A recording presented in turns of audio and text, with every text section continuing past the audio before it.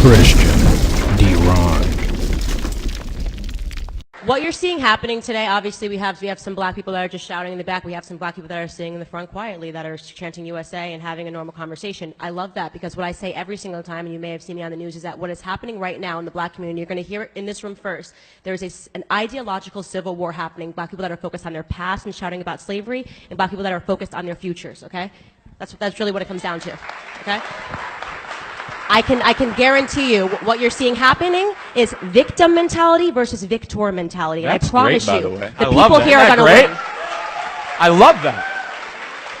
And there's no doubt in my mind. I can tell you right now who is going to be better off when we look 20 years and we look at the faces in this room. Who is going to be better off are the girls that are sitting right here and across this room because they don't have your mentality. Victim mentality is not cool. I don't know why people like being oppressed. It's the weirdest thing I've ever heard. I love oppression. We're oppressed. 400 years of slavery, Jim Crow, which by the way, none of you guys lived through. Your grandparents did. And it's embarrassing that you utilize their history. You utilize their history and you come in here with more emotion than they ever had when they were living through it. More emotion than they ever had when they were living through it. It's embarrassing. You're not living through anything right now. You're overly privileged Americans. Here to debate is Director of Urban Engagement for Turning Point USA, Candace Owens, and Fox News contributor and 2008 Clinton campaign advisor, Jamu Green. Thank you, ladies, for being with us. Thank you for having us. You're welcome. Candace, I'll start with you. Did you find her comments offensive? I mean, she said that if you're a Republican, you're looking backwards. You don't like black people getting rights, and you don't like women getting jobs. You know, I think we've moved past offense. It's just insufferable at this point. I don't know when she's going to go away. What this proves to us is that the Democrats do not have a platform to stand upon in 2020. It's going to be more or less the exact same doubling and tripling down on the tactics of race baiting. And quite frankly, America is tired of it. It's time to move on and close this chapter entirely. Jamu, you were one of her campaign advisors. What would you advise her now? Well, first I have to address the leap of logic I just heard. Hillary Clinton answered some questions, and I think we have to look at that list and add one more, Ainsley, because it should probably be 43, and that additional number is Hillary Clinton herself. She should blame herself? Said that. No, she has said that. She has taken responsibility on numerous occasions. I think it is in the best interest of Democrats to look at everything that is on that list as we see the democratic norms that make America great coming under a full force attack. So it is a good thing for Democrats to analyze that, maybe more behind the scenes than in front of the camera. But Hillary Clinton has every single right to answer questions, to talk about her race. Trying to describe it as being bitter and angry, I find that to be really a little bit sickening.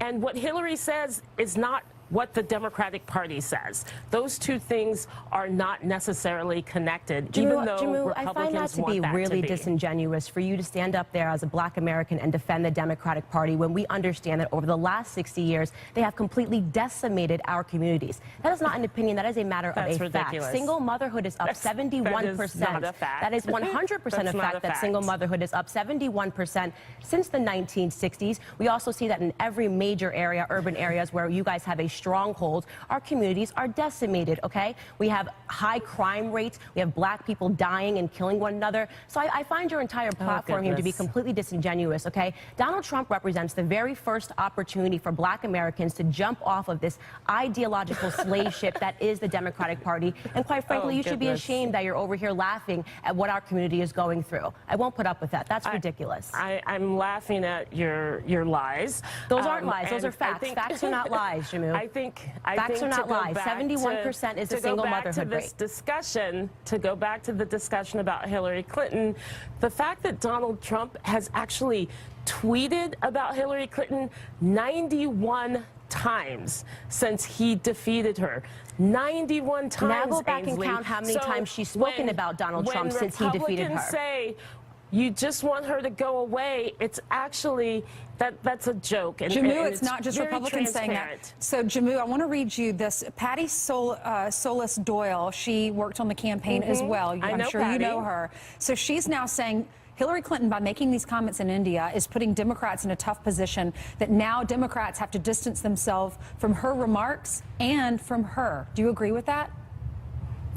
I think Democrats are going to have to run extremely local races, exactly like we saw Conor Lamb run in Pennsylvania, why he is now currently on top. And it is not going to be about Hillary Clinton. It shouldn't be about Donald Trump. It is going to have to be very localized messages to those voters, and many of them that are Democrats who are coming out in higher, more enthusiastic numbers. So this is not going to be a national election if Democrats want to win in November. Candace, do you think it's time for Democrats to separate themselves from Hillary Clinton? Absolutely they should, but they're not going to, because they have the exact same messaging as her, which is that they hate Trump. There is no other platform that they are standing on because none of their policies make sense. Ridiculous. And unfortunately, Jimmu Green, you keep calling this ridiculous, but the only thing that is ridiculous is that people like you, like Al Sharpton, like Jesse Jackson continue to sell out our community, which has been hurt over the years by Democratic policies. Absolutely 100%. It is time to move on from the Democratic narrative as Black Americans entirely. All right, Jimmu, I'll let you respond and then we're going to go.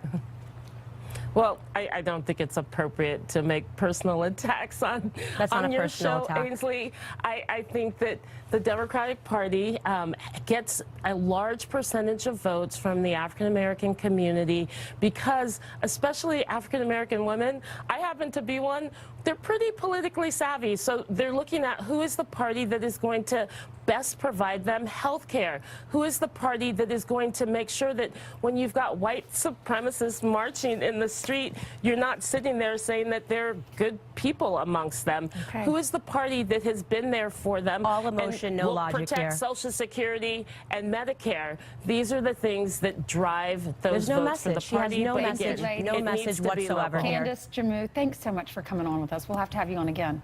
Great Thank debate. you. Thanks, Ainsley. You're welcome. Tommy Laird's with us right. So Kanye West shedding some followers on Twitter because of the love that he's showing for President Trump and for my next guest. This morning, he called President Trump his brother. You don't have to agree with Trump, he wrote, but the mob can't make me not love him. We are both dragon energy.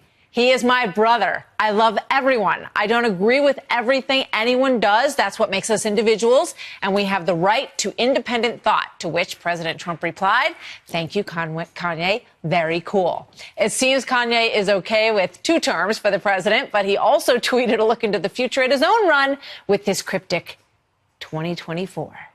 And it seems that it all started after the pushback Kanye got for writing, I love the way Candace Owens thinks.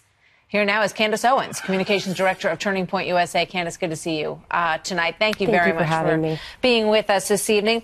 I want to put up a tweet that you wrote. You said the masters control everything, including who blacks and even are allowed to like.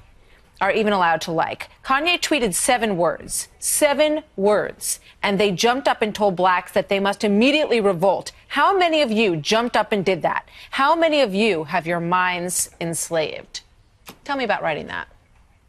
It's just the truth. It's what I've been preaching about long before Kanye wrote this 7-word tweet that broke the internet, is that they enslaved our bodies, the Democratic Party, but today they have enslaved our minds. They have told us who we must love, who we must hate, what we must think, what ideas are unacceptable. And in the long run, it just doesn't add up. Listen, I think differently. Kanye West thinks differently. I can guarantee you if he and I get in the same room, we will have a lot of disagreements. But the one thing that we will celebrate is our right to think differently. I don't understand what's so controversial for the left to understand this.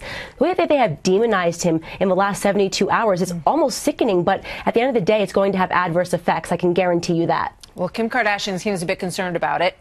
She tweeted to the media, trying to demonize my husband. Let me say this. Your commentary on Kanye being erratic and his tweets being disturbing is actually scary.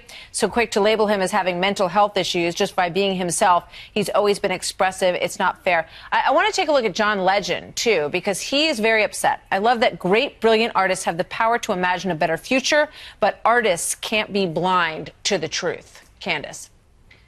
Well, first of all, John Legend has me blocked on Twitter. He and his wife made some very vicious attacks against me before Kanye ever got involved. They said some nasty things to me because I support President Trump. That's the only reason. At the end of the day, I think that this is sort of foot in your mouth syndrome with John Legend and his wife, Chrissy Teigen. They've been disgusting. They have led the pack in hate against President Trump, in so much that President Trump blocked his wife because she basically said, if you don't agree with me, I have the right to bully you. These are the celebs that say that they preach love. They don't preach love. What Kanye West West is preaching right now is love. And Kim Kardashian is going to stand beside her husband and the father of her children. And I'm proud, very proud to say that I stand with both of them.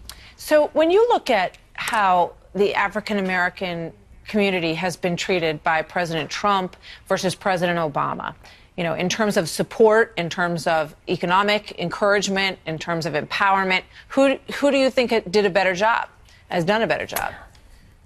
I think President Barack Obama did a better job at creating a facade. That's exactly what it was. It was a facade. It was a mirage, and we were all dying in a desert is what really happened, okay? He had tons of hip-hop artists. He had Jay-Z and Beyonce there all the time. But at the end of the day, what was going on in Chicago? Nothing got better in the black community. In fact, things got worse for the black community. He stepped out of the office, and the country had never been more divided. I never felt this way about blacks and whites when I was growing up in school. But I feel this way now because that's what Barack Obama effectively worked on. It was a way to enslave us to the Democratic Party. You know, do you think he wasted an opportunity, President Obama?